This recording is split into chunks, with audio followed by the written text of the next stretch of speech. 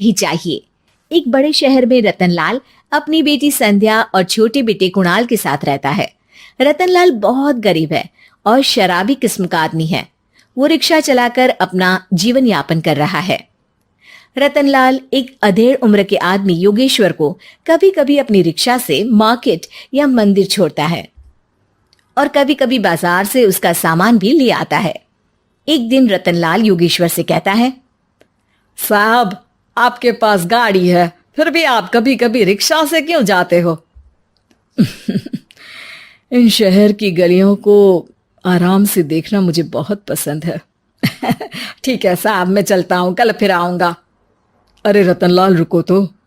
मैंने सुना है कि तुम अपनी बेटी को कुछ पैसों के बदले किसी को दे रहे हो। अब अभी किसी को बेचे नहीं तो क्या करे साहब। एक छोटा बेटा है, उसको पढ़ाना भी है, उसकी देखभाल भी करनी है, और अगर मैं बेटी को घर में रखूंगा तो उसकी शादी कैसे करूंगा साहब। तुमको कितने पैसे मिल रहे हैं? अब 50,000 साहब। देखो, मैं तुमको पूरे 20 लाख रुपए देता हूँ। तुम अपनी बेटी संध्या को मुझे दे दो। हैं? अब 20 लाख? धन्यवाद साहब, धन्यवाद। मैं कल ही उसे आपके पास छोड़ जाऊंगा साहब। अगले दिन रतनलाल संध्या को हमेशा के लिए योगेश्वर के यहाँ छोड़ आता है और बदले में 20 लाख रुपए लेकर घर आ जाता है। रतनलाल जिंदगी में पहली बार इतने पैसे पाकर बौखला गया। उसने एक अच्छा घर लिया। कुणाल, अब हमें कोई चिंता नहीं है, तू अब अच्छे से पढ़, खूब मन लगाकर पढ़ाई करना। पापा, मुझे पढ़ाई करना अच्छा नहीं लगता। अरे तूने अगर ज्यादा बकवास की ना तो बहुत मारूंगा। कल से तू अच्छे स्कूल में जाएगा तो जाएगा, हाँ बस। कुणाल का एडमिशन एक अच्छे स्कूल में हो जाता है, लेकिन आए दिन स्कूल से शिकायत आती ही रहती है। 10 साल बाद एक दिन प्रिंसिपल मैडम रतनलाल को स्कूल में बुलाती है। रतनलाल, आपका बेटा कुणाल बहुत आवारा हो गया है और ये बिल्कुल भी पढ़ाई नहीं करता है, बल्कि उसका दिमाग गलत कामों में जा रहा है। अब मैं उससे बात करूंगा मैडम। ठीक है, आज ये आखिरी मौका है, अगली बार तो मैं उसे स्कूल से ही बाहर निकाल दूंगी।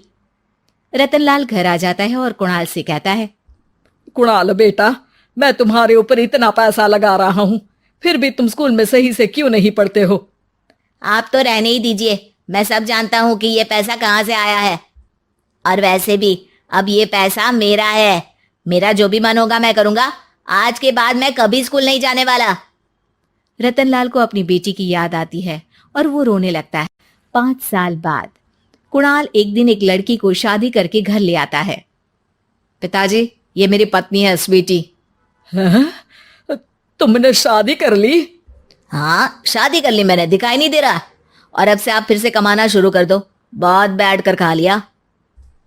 कुणाल, तुम इस बुड्ढे को घर में क्यों रख रहे हो? देखो ना, ये शराब पीता है, इसे घर से बाहर निकाल फेंको।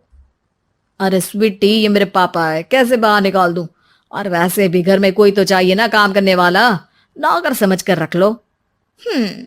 इस बुड्ढी को तो घर से बाहर निकाल कर ही रहूंगी मैं कब तक इसके लिए खाना बनाऊंगी?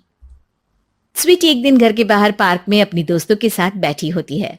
तभी वो रतनलाल को बुलाती है। पिताजी, मेरे कमरे में मैं अपना फोन छोड़ आई हूँ, जरा ला कर तो देना। हाँ जरूर, अभी लेकर आता हूँ। रतनलाल फोन लेकर आ जाता है। कुछ समय बाद स्वीटी के फ्रेंड्स भी चले जाते हैं। स्वीटी अंदर आकर शोर मचाती है, चोर चोर। कहाँ है चोर? मुझे तो यहाँ कुछ नहीं दिख रहा। अरे ये अलमारी खुली पड़ी है, जरूर किसी चोर ने ही खोली होगी।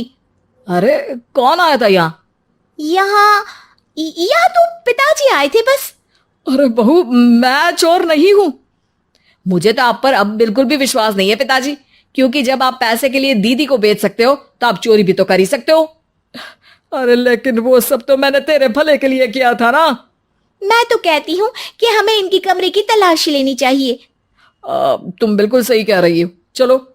स्वीटी और कुणाल दोनों रतनलाल के कमरे की तलाशी लेते हैं और उन्हें वहां स्वीटी की ज्वेलरी और पैसे मिल जाते हैं। मैं तो पहले ही जानता था कि चोर आप ही हो।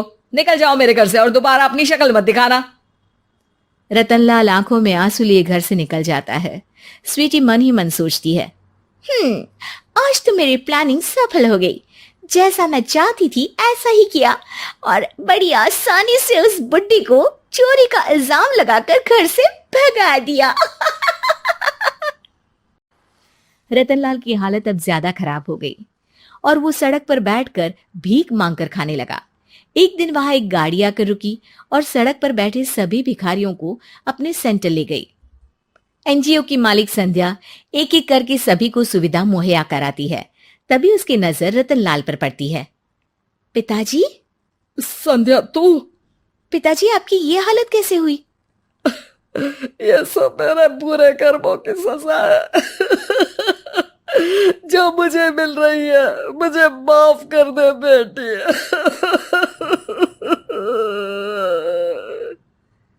पिताजी, मैं आप पर बिल्कुल भी गुस्सा नहीं हूं, क्योंकि आपने मुझे यहाँ भेजकर अच्छा ही किया।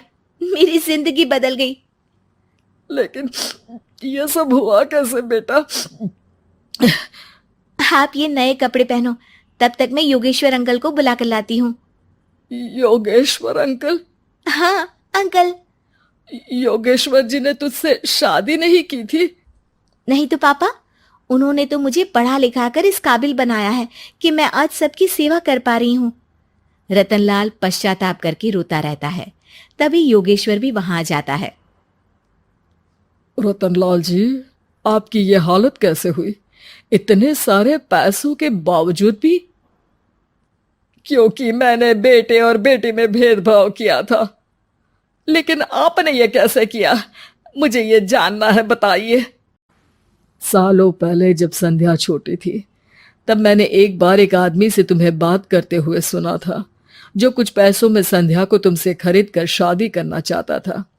मैं उस समय एनजीओ में बच्चों के लिए ही काम कर रहा था और मैं किसी भी लड़की की जिंदगी खराब होते नहीं देख सकता था। इसलिए मैंने अपने जीवन की कमाई का एक बड़ा हिस्सा तुम्हें दे दिया था। सच में कितना गलत था मैं। मुझे माफ कर दो। अब आप दोनों मेरे साथ घर चलो और आज मैं अपना सच्चा प्रायश्चित करना चाहता हूं। योगेश्वर और संध्या रतनलाल के साथ घर जाते हैं। स्वीटी दरवाजा खोलती है। चोर भिखारी, तू फिर से आ गया? चल भाग यहाँ से बुड्ढे।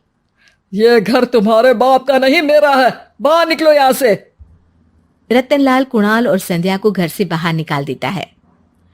योगेश्वर जी, अब ये घर आपका है और अब आप यहाँ एक और एनजीओ खोल सकते हैं। शायद अब ये सच्चा प्रायश्चित है। संध्या अपने पिता के गले लग जाती है।